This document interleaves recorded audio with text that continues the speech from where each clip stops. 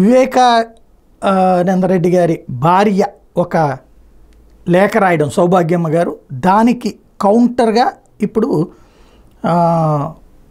ఎవరు భాస్కర్ రెడ్డి అంటే అవినాష్ రెడ్డి వాళ్ళ మదర్ ఒక లేఖ రాసింది. ఇప్పుడు ఈ లేఖల పంచాయతీ అనేది నడుస్తుంది. ఇక చివరికంటే కుటుంబంలో ఉన్న లేడీస్ని కూడా రోడ్డు మీదకి తేక తప్పలేదనుకుంటా. దాని పర్యవసానం ఏది నిన్న రాత్రే మనం వీడియో పోస్ట్ చేసుకున్నాం. వివేకానంద రెడ్డి గారి భార్య సౌభాగ్యమ్మ గారు ఇచ్చినటువంటి పోస్ట్ ఏంటన్నటువంటిది, దానికి కౌంటర్గా ఈవిడ తీసుకొచ్చినటువంటిది ఇప్పుడు సంచలనమైనటువంటి పాయింట్. ఆవిడ అన్నదేమో 2009లో నువ్వు మీ తండ్రిని కోల్పోయినప్పుడు ఎంతటి మనోవేదన అనిపించావు, అట్లాగే సునీత కూడా అనుభవిస్తుంటే నువ్వు అవతల వాళ్ళకి పక్షాన అండగా ఉంటున్నావు అంటే, ఇప్పుడు ఈమె రాసుకొచ్చింది వచ్చేటప్పటికి 2009లో తండ్రిని కోల్పోయినప్పుడు జగన్ ఎంత మనోవేదన అనుభవించారని ఇప్పుడు గుర్తొస్తుందా. 2010లో కాంగ్రెస్ ప్రభుత్వం జగన్ చిన్న చూపు చేసినప్పుడు జగన్కి అండగా నిలిచి పెద్ద దిక్కుగా ఉండాల్సిన మీరందరూ కలిసి ఒంటరివాడిని చేసి మీ స్వార్థం మీరు చూసుకున్నప్పుడు జగన్ మనోవేదన గుర్తుకు రాలేదా. ఇది ఆమె రాసిన లేఖలో ప్రధానమైనటువంటి. 2011లో నీ భర్త నువ్వు నీ కుమార్తె అల్లుడు విజయమ్మ మీద పోటీ చేయించినప్పుడు వాళ్ళ మనోవేదన ఎలా ఉందో మీకు తెలియదా.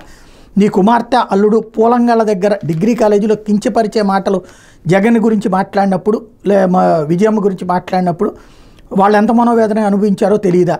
వివేకానంద రెడ్డి వైఎస్ జగన్ను సీఎంగా చూడాలని కోరుకున్న మాట ఎంత వాస్తవమో 2019 మార్చి 14 రాత్రి కూడా అవినాష్ని ఎంపీగా గెలిపించమని ప్రచారం చేసిన మాట కూడా అంతే వాస్తవం. ఈ విషయం స్వయంగా మీ కూతురు సునీతే మీడియాకు వెల్లడించింది. ఇప్పుడు మళ్ళీ మీరే అదే ఎంపీ టికెట్ కోసం హత్య జరిగిందని తప్పుడు ప్రచారం చేయడం, సంబంధం లేని వాళ్ళని ఈ కేసులో ఇరికించడం మీకు తప్పనిపించలేదా.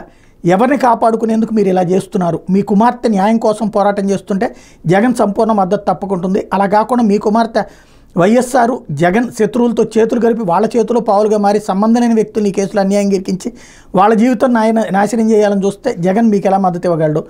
హత్యకారకులైన వాళ్ళు మీతోనే ఉన్నారు, మీలోనే ఉన్నారు. దొంగను పట్టుకోమంటే ఎలా దొరుకుతాడు దొంగ.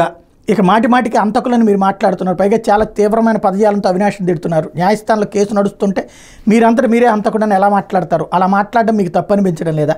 నీ కుమార్తెను షర్మిలమ్మను ఎవరు టార్గెట్ చేయలేదు. వాళ్ళ మాటలే ఇతరులు హేళన చేయడానికి కారణం. ఇప్పటికైనా వైఎస్ఆర్ జగన్ శత్రువుల చేతిలో పావుగా ఉండకుండా వైఎస్ఆర్ జగన్ శత్రువుల చేతిలో మీ కూతురు పావుగా ఉండకుండా వాళ్ళ కుట్రలో కుతంత్రాల నుంచి బయటకు వచ్చి చేసిన తప్పు తెలుసుకుని నిజమైన న్యాయ పోరాటం చేయండి. అన్యాయంగా మీ వల్ల బాధపడుతున్న వాళ్ళు ఎంత ఇబ్బంది పడుతున్నారో అర్థం చేసుకునే ప్రయత్నం చేయండి. నిజం ఎంత లోతులో దాచినా దాగదు, తప్పకుండా బయటపడుతుంది. ఇది ఆమె రాసిన లేఖ.